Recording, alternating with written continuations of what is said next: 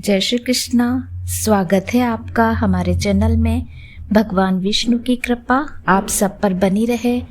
अध्याय 8 तक आप सुन चुके हैं। अब आगे के अध्याय को विस्तार से हम सुनेंगे। अध्याय 9। राजा पृथु ने कहा, हे मुनिश्रेष्ठ नारद जी, आपने कार्तिक माह के व्रत में जो तुलसी की जड़ में भगवान विष्णु का निवास बताकर उस स्थान की मिट्टी की पूजा करना बताया है, अतः मैं श्री तुलसी जी के महात्म्य को सुनना चाहता हूँ। तुलसी जी कहाँ और किस प्रकार उत्पन्न हुई, यह बताने की कृपा करें। नारद जी बोले, राजन, अब आप तुलसी जी की महत्ता तथा उनके जन्म का प्राचीन इतिहास सुनिए। एक बार देवगुरु बृहस्पति और देवराज इंद्र भगवान शंकर का दर्शन करने कैलाश पर्वत की ओर चले। तब भगवान शंकर ने अपने भक्तों की परीक्षा लेने के लिए जटाधारी दिगंबर का रूप धारण कर उन दोनों के मार्ग में अवरोध उत्पन्न किया। यद्यपि वह तेजस्वी, शांत, लंबी भुजा और चौड़ी छाती वाले गौरवर्ण अपने विशाल नेत्रों से युक्त तथा सिर पर जटा धारण किए वैसे ही बैठे थे, तथापि उन भगवान शंकर को न पहचान कर इंद्र ने उनसे उनका नाम व धाम आदि पूछते हुए कहा कि क्या आप भगवान शंकर हैं, अपने स्थान पर हैं या कहीं गए हुए हैं। इस पर तपस्वी रूप भगवान शिव कुछ नहीं बोले। इंद्र को अपने त्रिलोकीनाथ होने का गर्व था। उसी अहंकार के प्रभाव से वह चुप किस प्रकार रह सकता था। उसने क्रोधित होते हुए उस तपस्वी को धुड़क कर कहा, अरे, मैंने तुझसे कुछ पूछा है, तू उसका उत्तर भी नहीं देता। मैं अभी तुझ पर वज्र का प्रहार करता हूँ, फिर देखता हूँ कि कौन तुझ दुर्मति की रक्षा करता है।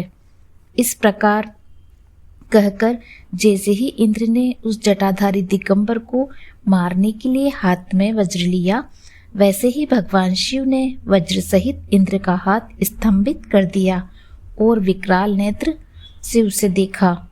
उस समय ऐसा प्रतीत हो रहा था कि वह दिगंबर प्रज्वलित हो उठा है और वह अपने तेज से जला देगा। भुजाएं स्तंभित होने के कारण इंद्र दुखित होने के साथ साथ अत्यंत कुपित भी हो गया, परंतु उस जटाधारी दिगंबर को प्रज्वलित देखकर बृहस्पति जी ने उन्हें भगवान शंकर जानकर प्रणाम किया और दंडवत होकर उनकी स्तुति करने लगे। बृहस्पति भगवान शंकर से कहने लगे, हे दीनानाथ, हे महादेव, आप अपने क्रोध को शांत कीजिए, इंद्र के इस अपराध को क्षमा कीजिए।